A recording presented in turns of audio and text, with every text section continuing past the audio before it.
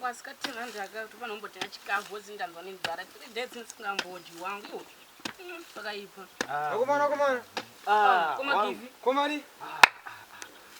Zipo. koma givi Madi. muripo Muchoga masiti meme. chirugara pamarobhotsa Ndakabuda mese mwe man. Izvo ndakutoshandira murungu izvezvi. murungu asikuoneka Unaana bhuti yakapfeka chamo. Zvona mwesa akanga ngodara zvomane. Rashanda murungu amana kuti wa black said Saka wakazviita zivo wangu. Tama indakaenda panzobaba Chazunguza. Chazunguza. Vana ngamuno mujobhek munomu. munomu Mujobhek munomu.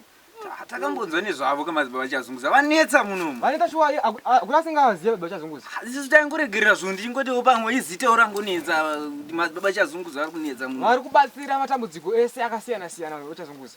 Iwo. After 1 week, ndizvo zvanga kuendeka mana. Muno mujobhek munomarimo Baba Chazunguza. Vanetsa muno mujobhek. Vanetsa Baba Chazunguza. Vasingaziva Baba Chazunguza ka. Aiwa, munhu yasa kuyambuka mwana unyepera mwana. saka isusu tautoda tinoyambuka kuti tiwane mabasa Arumeka, ini zvisinganetseka. Ndikubataya mwana andika. Toenda kwavari. Handiti. Moita memuchi maplani imo mumadi. Chinguri mamira papa inyaya dzeko dzamuri kutaura muchawanikwa nemurungu musangana zvamaita chicho chamuri kuita. Ngatimbotaura nemufeso. Chitaurei chamutaura, tachitaura ndo zvamasiyana.